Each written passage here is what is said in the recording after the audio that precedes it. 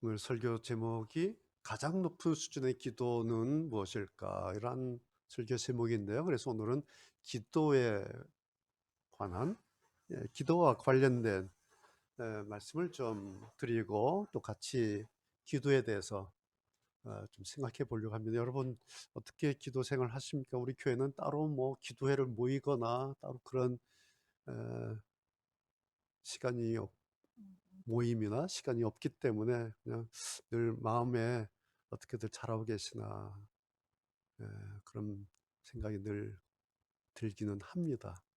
그럼 뭐 하루 3번씩 기도를 하시든지 아니면 일어나서 주무시기 전에 잠깐 기도하시든지 아니면 따로 시간을 내서 기도하시든지 아니면 일하시면서 쉬면서 운동하시면서 산책하시면서 뭐 이런저런 모습으로 얼마든지 기도하실 수가 있는데 여러분 어떻게 기도 생활 하시는지 궁금하기도 합니다. 오늘 가장 높은 수준의 기도가 뭘까에 대해서 말씀을 드리려고 하는데 그 전에 먼저 한 가지, 여러분 뭐 다 이렇게 저렇게 기도하시지 않습니까? 제일 좋은 기도가 뭐죠? 여러분이 지금까지 기도하셨는 가운데 제일 좋은 기도 뭘까요? 답 나오죠 그냥. 기도했는데 응답받는 거죠 뭐. 다른 거 없어요. 제일 좋은 기도는 기도하고 응답받는 거예요 라고 생각을 하죠 우리가. 자 보세요. 제가 이 표현을 이렇게 했어요. 제일 좋은 기도는 기도하고 응답받는 게 제일 좋은 기도예요. 1번. 그런데 라고 이렇게 우리가 생각을 해요. 그래서 교회에서요. 저는 그런 설교를 한 기억이 별로 없는데 응답받는 기도 그 방법을 가르치기도 해요. 응답받기 위해서는 기도를 어떻게 해야 응답받는다. 그렇죠? 여러분 들어보신 적 있습니까? 뭐 그런 기도 응답받는 방법 뭐 그런 책도 있어요. 그래서 기도 응답받기 위해서는 기도를 이렇게 해야 된다라고 그 방법을 가르쳐 주는 게 있습니다. 교회에서도 그런 프로그램이 있고요. 그런 설교도 있어요. 근데 저는 기억이 잘 없기는 한데. 자, 그런데 여러분 이거예요. 기도하는데 어떤 특별한 방법, 기도에 어떤 특별한 기술이 있을까요? 기술, 방법.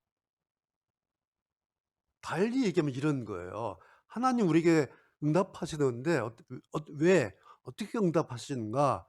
우리의 기도 방식에 따라서, 내 기도 기술에 따라서 하나님께서 응답하십니까? 그렇죠. 그래서요, 결론이 이게, 우리가 기도하기 전에 이런 생각이 조금이라도 내 기도 안에 깔려 있다면 그것은 최악의 기도예요. 하나님은 내 기도하는 방법에 따라서 응답하시고 내 기도한 기술에 따라서 응답하신다는 이 생각이 내 기도 밑에 조금이라도 깔렸어요.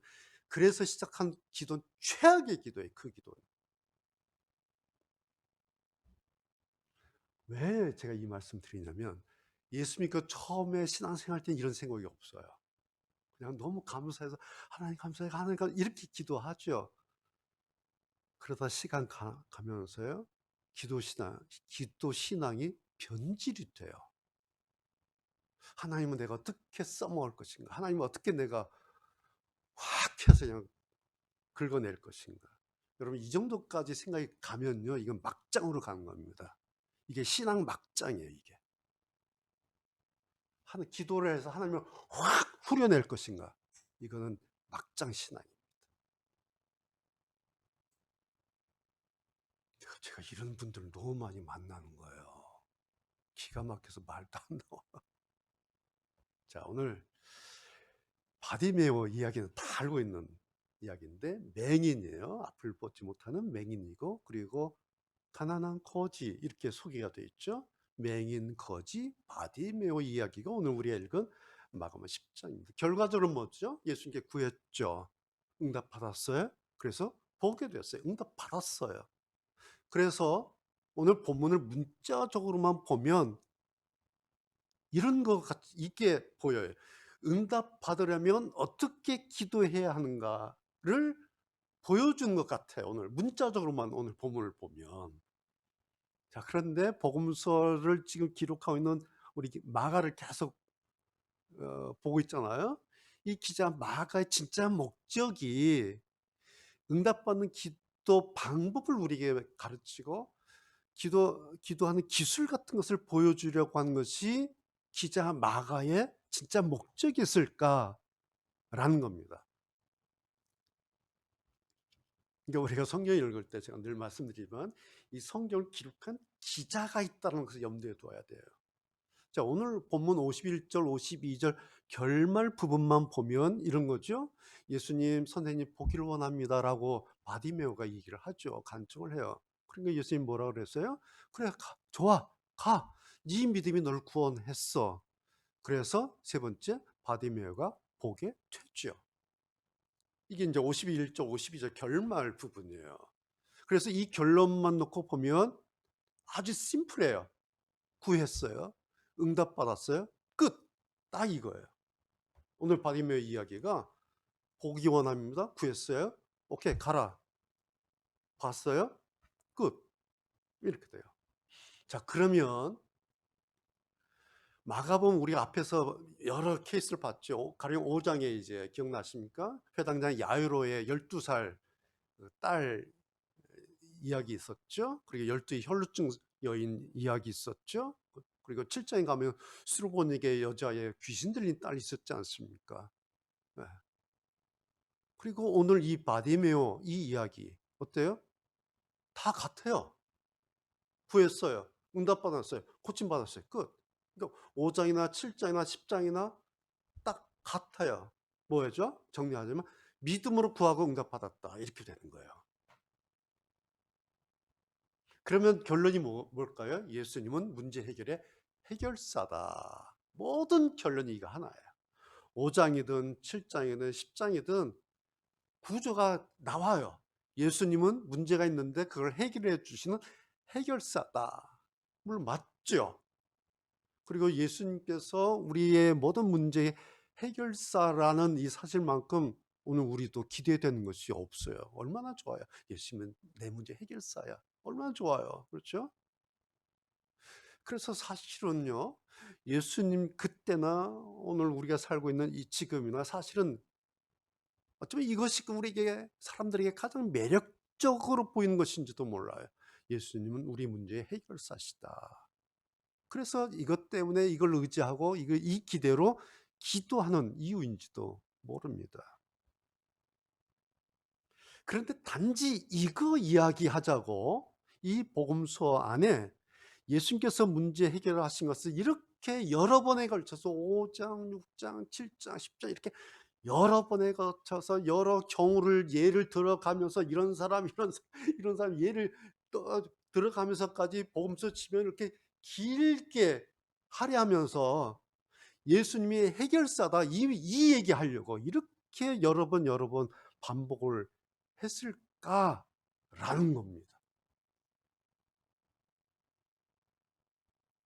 우리가 오늘 10장, 11장, 지난주 11장하고 오늘 다시 10장으로 잠깐 돌아갔는데요. 지금까지 우리가 봤던 이 마가복음의 기자인 그 마가 요한에게 이런 것들이 가장 중요한 이슈로 보였을까? 이제 취재를 하고 있지 않습니까?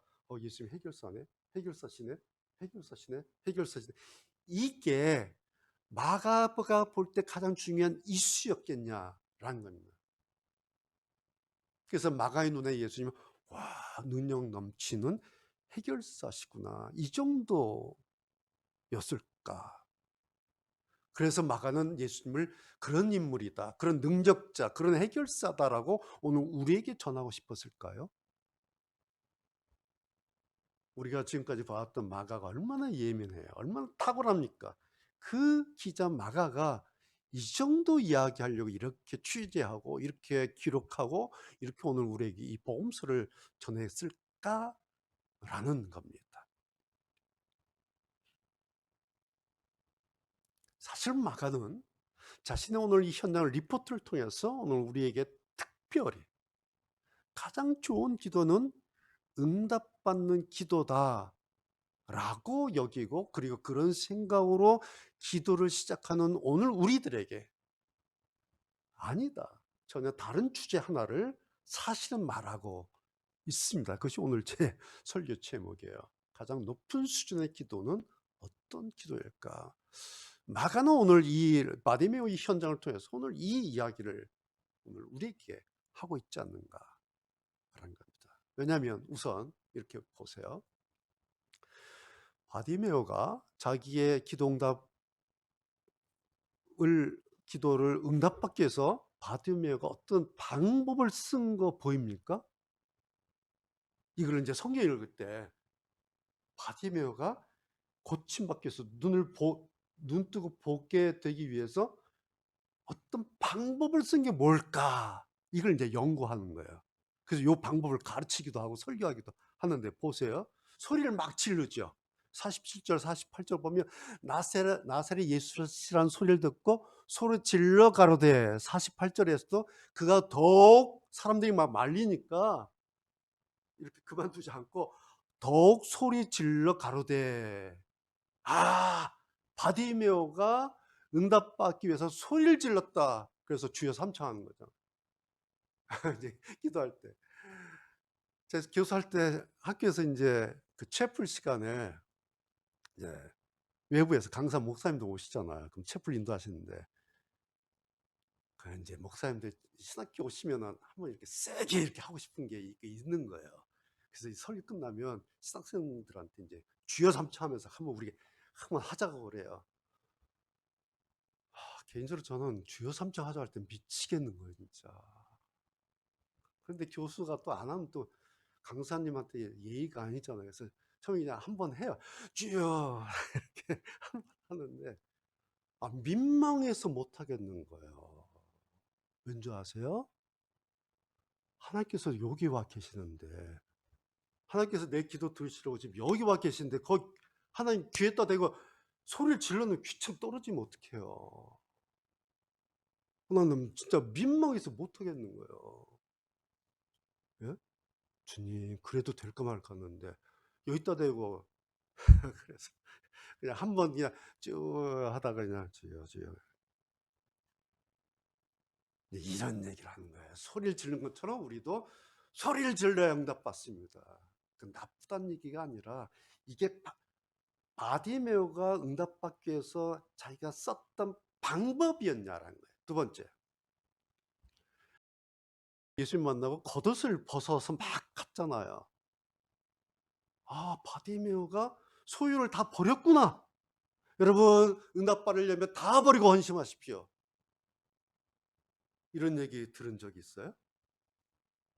응답받으려면 다 바치고 헌신해야 됩니다. 다 버려야 됩니다. 세 번째, 50절 보니까 예수님께서 부르신다니까 막 뛰어 일어나 예수께 나오거늘 됐잖아요. 예수님께 가까이 왔습니다. 예수님께 가까이 와야 됩니다. 예수님께 가까이 온 게 뭔가 나중에 들어보면 교회 일에 열심히 나와라는 거예요. 그래서 이게 방법이라고 이야기를 해요. 이것을 해석하기 위해서 소위 말해서 성경의 알레고리칼, 우화적 성경 해석이다 이렇게 해요. 이런 성경 해석의 방법이 있어요. 이런 걸 가지고 이렇게 이야기거리를 만들어서 이렇게 설교를 해요. 그럼 잘 아시죠? 우화라는 거 아시잖아요. 알레고리칼, 알레고리. 그러니까 뭐냐면 어떤 이야기를 놓고 이 안에는 이중적인 의미가 있습니다. 이 이야기 안에 이런 의미가 있습니다. 이 이야기 안에 있는 이런 것은 겉옷을 벗었다. 이것은 이런 상징적인 표현입니다. 뭐 버렸다, 소리를 질렀다. 이것은 이런 교훈적인 목적을 가지고 있는 이야기입니다. 라고 이 이야기 안에서 뭐 이거 끌어오고 저거 끌어오고 막 끌어와요. 그래서 이것이 영적인 교훈입니다. 라고 해석을 하고 가르쳐요. 들어보면 막 억지가 그래 막 강제를 해요. 다 버렸잖아. 당신은 뭐 하고 있어? 다 뭐 이렇게 막 억지가 심한 것을 우리가 알레고리칼 해석이다. 그런데 들어보면요 재미도 있고요. 입에 쩍쩍 붙고요. 그 다음에 그래야 될 것 같아요. 이 호소력이 강합니다. 왠지 아세요? 사람들의 심리를 잘 건드려요. 이런 해석이.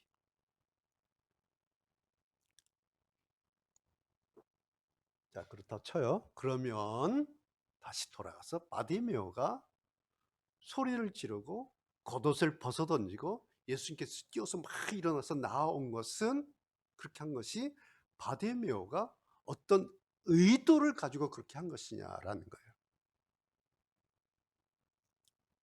다시 이런 얘기예요. 바디메오가 이런 행동을 했는데 어떤 목적을 위해서 의도적으로 시도한 것인가, 아니면 어떤 원인으로 인해서 저절로 그런 행동이 나온 것인가. 좀 복잡하니까 아침부터. 그러니까 어떤 목적을 위해서 의도적으로 이 목적을 달성하기 위해서 의도적으로 한 것인가, 아니면 어떤 원인 때문에 자기도 모르게 그런 행동이 나온 것인가 라는 거예요. 이게 성경 읽는 거예요. 성경은 제가 늘 말씀드리죠. 어떤 텍스트가 있어요. 문자가 있어요. 그 텍스트에 어떤 상황 속에서, 컨텍스트라는 상황 속에서 성경이 이렇게 쓰여져 있거든요. 그래서 성경을 읽을 때 반드시 그때의 어떤 상황에서 그 본문을 읽어야 된다. 이것이 성경 읽기의 기본이에요. 굉장히 높은 수준의 성경 읽기가 아니라, 이 문자는, 그 글은 어떤 상황에서 이 기록이 됐는가를 이렇게 읽는 것은 성경 읽기의 아주 기본이에요. 높은 수준이 아니에요. 그런데 이 기본이, 이 첫 번째 성경 읽기의 이 기본을 놓쳐요. 그런데 이걸 놓치면요, 그 다음은 자동적으로 일어나는 현상이 뭐냐니까, 문자적으로만 해석하게 되겠죠. 상황 다 떼고 문자적으로 겉옷을 벗었다, 뭐 소리를 질렀다, 뭐 달려왔다, 뭐 했다, 이렇게 문자적으로 떼와요. 그래서 이것을 우화적으로, 알레고리, 그렇게 성경을 해석해요.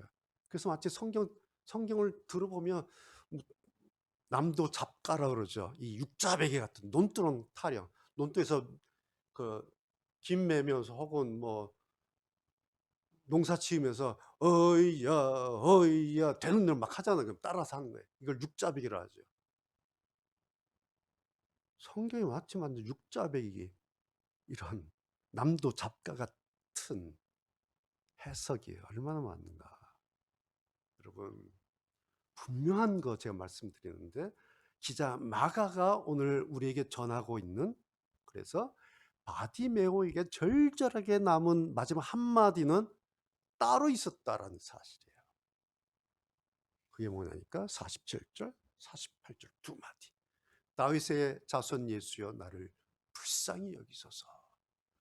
다윗의 자손이여 나를 불쌍히 여기소서 하는지라. 이거예요. 여러분, 바디메오의 이 두 마디 외침은 사실 기도가 아니에요. 이건 기도가 아니에요. 뭐죠? 이것은 예수님을 향한 오랫동안 자기 안에 있었던 바디메오 자기의 탄식이에요. 그리고 나는 그렇습니다 라고 고백하는 바디메오의 정직한 자기 고백이에요.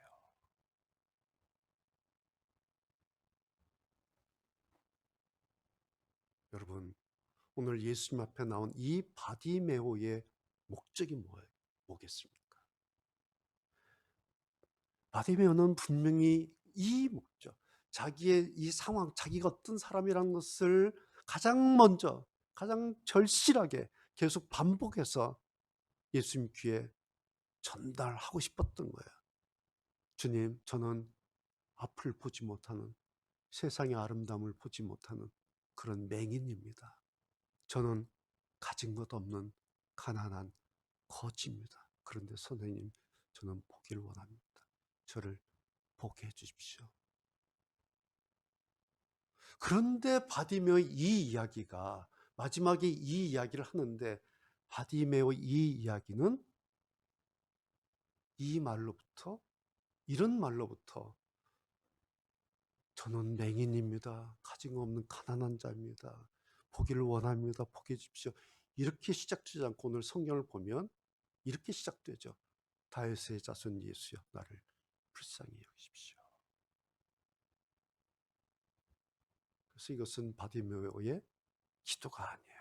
예수님 앞에서 있는 자기 존재에 대한 겸허한 인정이에요. 나는 이런 사람이에요. 나는 불쌍한 존재입니다. 그런 다음에 그래서 나오는 자기 존재에 대한 처절한 자기 탄식의 고백이다 라는 겁니다. 이 두 마디 외침을 예수님 앞에 지금 드리는 겁니다. 주님 앞에 제가 저를 보면 정말 불쌍한 존재입니다. 그러니 저를 불쌍히 여겨주십시오. 제가 주님께 바라는 것이 있다면 불쌍한 저의 존재를 주님께 그대로 인정받고 싶은 겁니다. 그러니 저를 불쌍히 여겨 주십시오. 바디메오의 이야기는 이렇게 시작되고 있는 겁니다. 그리고 이것이 바디메오가 예수님 앞에서 고백하고 예수님 앞에서 인정한 예수님과 바디메오 자기와의 관계 확인이에요. 주님과 나는 이런 관계입니다. 그러니 저를 불쌍히 여겨주십시오. 뭐라고 확인합니까? 예수님은 더 이상 높아질 수 없는, 더 이상 높을 수 없는 다윗의 자손이십니다. 그리고 나 바디메오는 더 이상 낮아질 수 없는 불쌍하고 가망 없는 맹인이고 거지입니다. 그런 존재입니다. 그것을 인정하고 확인시키고 있습니다. 그러니까 다윗의 자손 예수와 불쌍한 나, 예수님과 자기와의 거리가 끝에서 끝이란 얘기예요. 지금 이 얘기를 하고 있는 거예요. 그러니 주님과 나와의 거리가 끝에서 끝이니 그런 나를 주님 불쌍히 여겨주십시오. 이 마음이에요.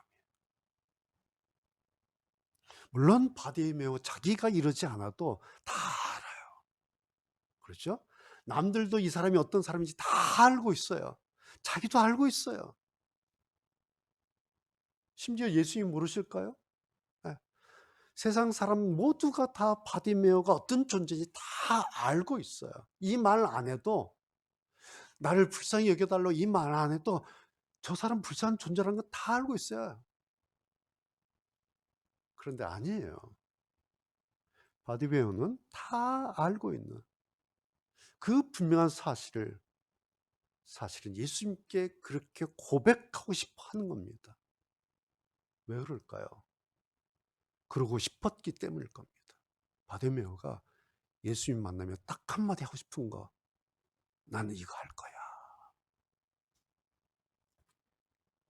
여러분, 만약에 제가 여기까지 말씀드렸는데 만약에 이게 아니었다면 뭘 이렇게 복잡하게 했겠어요. 그렇죠? 뭐 이렇게 서론을 길게 했겠습니까? 그냥 바쁘고 시간 없는데 그냥 대놓고 예수님 난 눈 좀 뜨게 해주세요. 뭐 다이렉트로 들어가는 거죠. 그런데 바디메오가 주님 앞에서 주님을 만나서 분명하게 확인하고 싶었던 게 있었던 거예요. 주님은 더 이상 높아질 수 없는 완전한 다윗의 자손입니다. 그런데 저는 더 이상 낮아질 수 없는 최악의 존재입니다.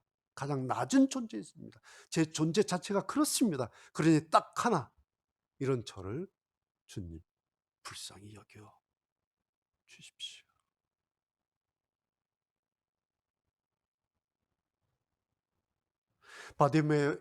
바디메오의 이 마음이 그대로 전달된 것일까요? 얼마나 많은 사람들이 몰려 있겠습니까? 막 사람들 밀려서 주님 가시다가 오늘 성경 보니까 머물러 서서 저를 부르라 이렇게 나와요. 사람이 떠밀려서 가고 계시는데 머물렀어요. 쓰셨어요. 저를 불러와라. 가시던 주님의 발걸음을 멈춰 세운 거죠. 누가? 무엇이? 가장 높은 수준의 다윗의 자손 예수님의 그 발걸음을 거기에 멈춰 세웠던 것은 바로 바디메오의 그 두 마디 외침이었습니다. 다윗의 자손 예수여 나를 불쌍히 여기소서. 다윗의 자손이여 나를 불쌍히 여기소서. 자, 결과적으로 보면 이 맹인 거지 바디메오가 주님의 응답을 받았죠. 그래서 응답으로 복에 된 거예요. 그런 점에서 볼 때 바디메오의 이 외침을 만약에 우리가 기도다라고 한다면 그런 점에서 이 기도는 가장 높은 수준의 기도다라는 말씀이에요. 왜 그럴까요? 왜 바디메오의 이 두 외침이 가장 높은 수준의 기도라고 말할 수 있을까? 그 이유가 뭘까요? 가장 낮은 수준에서 가장 높은 분의 발걸음을 멈춰 세운 거예요. 그림이 보이시죠? 바디메오의 가장 낮은 수준에서 가장 낮은 수준에 있는 그가 가장 높은 수준의 그분의 발걸음을 탁 멈춰 세웠어요. 그러니 이보다 더 강력하고 높은 수준의 기도가 어디 있겠냐라는 겁니다. 예수님께서 결론적으로 네 믿음이 너를 구원했다 그러셨죠. 여러분, 예수님께서 칭찬하신 바디메오의 믿음이 뭘까요? 어떤 것을 보시고 네 믿음이 너를 구원했다 그렇게 말씀하셨을까요? 단지 보기를 원합니다 라고 하는 것이 바디메오의 믿음이었을까요? 잘 생각하셔야 돼요. 보기를 원합니다. 그걸 보시고 그 믿음이 너를 구원했어 라고 예수님께서 그거를 바디메오의 믿음이라고 말씀하셨을까요? 우리가 어떤 것을 기대하죠. 우리가 어떤 것을 기대하면 그것이 다 믿음인가요? 단지 바디메오의 그 소원을 예수님께서 네 믿음이라고 하신 걸까요? 이거 잘 구분하셔야 돼. 뭘까요? 다윗의 자손 예수여 나를 불쌍히 여겨 주십시오 라는 그 믿음, 그 고백, 그 탄식, 그 절절함, 그 정직함, 그 겸허함, 그것을 예수님께서 네 믿음이다. 바디메오의 너의 믿음이다. 라는 것입니다. 여러분, 바디메오의 이 두 마디 외침에 예수님조차도 얼마나 마음이 절절해지셨으면 가시던 그 발걸음을 거기에 멈추셨겠습니까? 예수님의 발걸음을 거기에 멈추어 세웠던 바디메오의 그 절절함을 예수님께서 그게 네 믿음이다. 내가 네 믿음 앞에 발걸음 멈췄다. 그렇게 하십니다. 여러분, 주여 믿습니다. 이 정도 수준이 아니에요. 이해가 되십니까? 주여 믿습니다. 라고 막 하면은 주여 삼차하면 이런 응답 기술에 막 움직이시고 그 정도 수준이 아니에요. 나를 불쌍히 여겨달라고 하는 가장 높은 수준의 다윗의 자손 주님이 가장 낮은 나를 불쌍히 여겨달라고 하는 이걸 확인시켜주는 그 바디메를 볼 때 너 이거 어떻게 알았니? 너 인정하는구나. 그 믿음, 그것이 너를 구원한 거다. 내 소원이 믿음이 아닐 수도 있어요. 우리 기대감이라고 하는 것이 다 믿음이 아니에요. 그건 그냥 기대감이에요.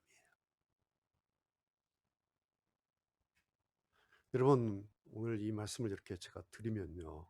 오늘 본문도 그래요. 오늘 우리 여러분이나 저나 우리 현대를 살아가는 우리 현대인들이 가장 싫어하고 좀 멀리 하고 싶은 게 뭘까? 라는 거예요. 오늘 이런 거예요. 이런 걸 싫어해요. 자기 존재를 불쌍하게 보이거나 나는 불쌍한 존재라고 인정하는 거 이거 좋아하는 사람이 누가 있어요? 오늘 현대인들 제일 싫어하는 게 이거예요. 나를 막 사람들한테 불쌍하게 보이거나 난 불쌍한 존재구나 내가 불쌍하구나 라는 인정하는 거 이거 제일 싫어하잖아요. 뭐예요? 일상이잖아요. 우리의 인스타, SNS 이런 거에 인스타에 나는 불쌍한 존재입니다. 나는 뭐 이런 거 올리는 그런 거 본 적 있습니까? 신나게 인스타 잘 올리다가 혹시라도 좀 좀 안 좋게 되면은 어떻게 해요? 인스타 접는 거예요. SNS 접어요. 왜? 남들한테는 내 이 꼴을 보이고 싶지 않아요. 내가 불쌍한 이 존재를 보이고 싶지 않기 때문에 그냥 좀 잘 나가다가 아니면 접는 거예요. 오늘 우리 현대 사회의 현상이죠. 뭐 좋고 나쁘고가 아니라 그렇다라는 말씀이에요. 이제 이런 속에서 우리가 지금 살고 있지 않습니까? 그래서 오늘 바디메오 같은 이런 일은, 이렇게 하는 것은 오늘 우리 시대에 제가 드리고 싶은 말씀 뭐냐니까 거의 불가능에 가까운 일이에요. 이런 이야기를 하고 이것을 수용해서 인정하는 이런 일들은 오늘 우리 시대에는 거의 불가능에 가까운 일이 되었어요. 왜요? 이런 말 하는 것 자체를, 하는 것도 그렇고요, 듣는 것 자체를 싫어해요. 이런 거는 진짜 없어 보인다 여기고 외면해요. 그래서 서로 말 안 해요, 이런 얘기는. 그래서 그냥 외톨이로 그냥 들어갈 뿐 겉으로 드러내지 않아요. 그리고 너 왜 그래라고 말하지 않아요. 왜? 제일 싫어하는 게 이런 거예요, 지금. 그렇죠? 나란 존재를 불쌍하게 보이거나 난 불쌍한 존재라고 인정하는 거. 그거 싫어해요. 그래서요, 사실은요, 성경 말하기가 점점 어려운 시대가 됐어요. 그러니까 시대 환경이, 지금 오늘 우리가 살고 있는 이 시대 환경이 성경 시대의 이 환경하고 완전히 달라졌어요. 완전히 바뀌어버렸어요. 사실 우리 시대는, 지금 우리 시대는 2000년 전보다, 100년 전보다, 140년 전보다 점점 더 귀 있는 자는 들을지어다 라고 하는 것이 현실이 된 시대입니다. 이제 이런 이야기는 듣기 싫은 얘기예요. 하고 싶지 않은 얘기, 재미없는 얘기, 주제에 들어오지 않는 이야기, 나를 불쌍히 여겨주십시오, 나는 불쌍한 존재입니다, 이런 이야기.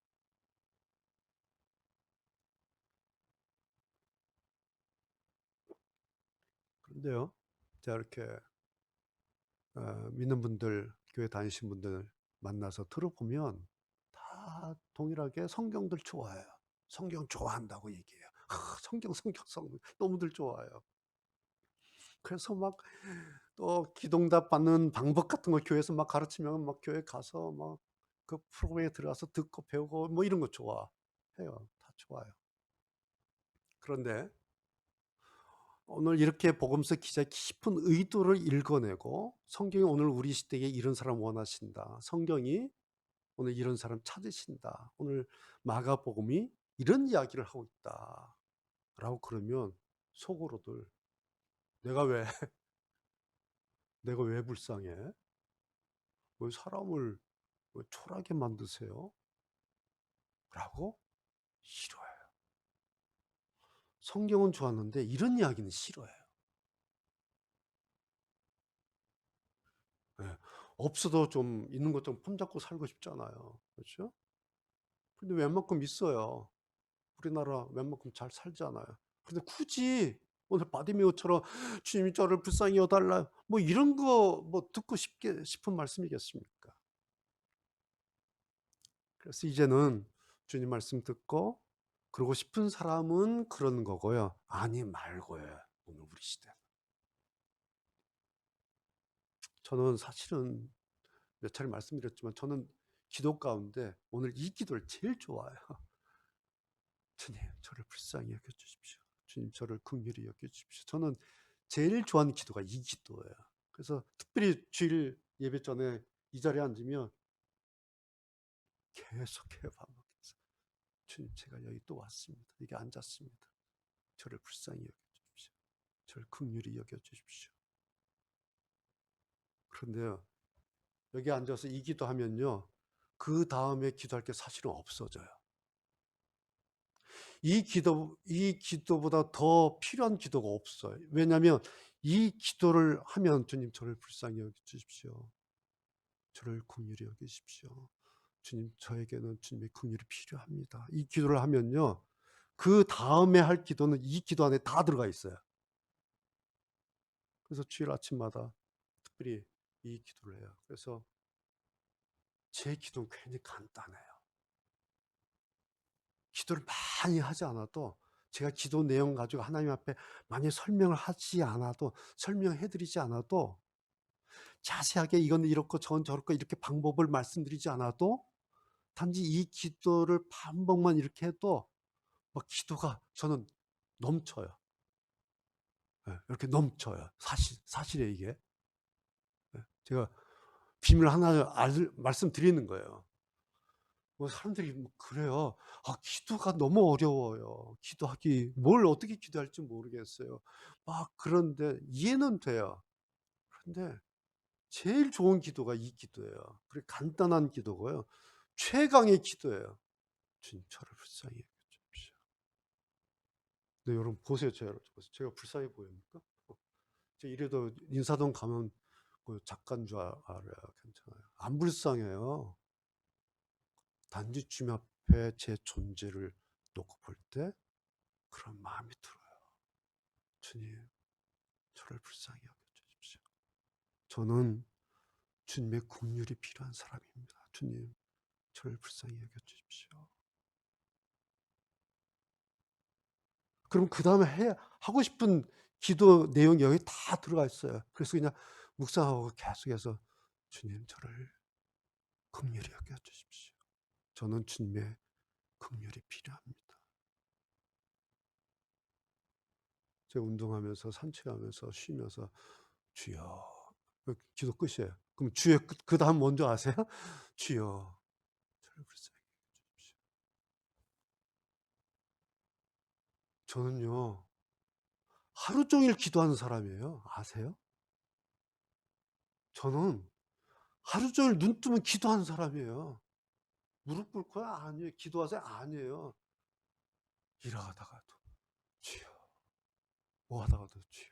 그 뒷말이 있어요. 저를 불쌍히 여겨주십시오.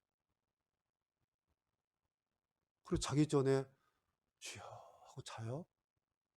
그럼 이런 마음 들어요. 기도 많이 했다. 기도 다 했다. 죄책감 없어요.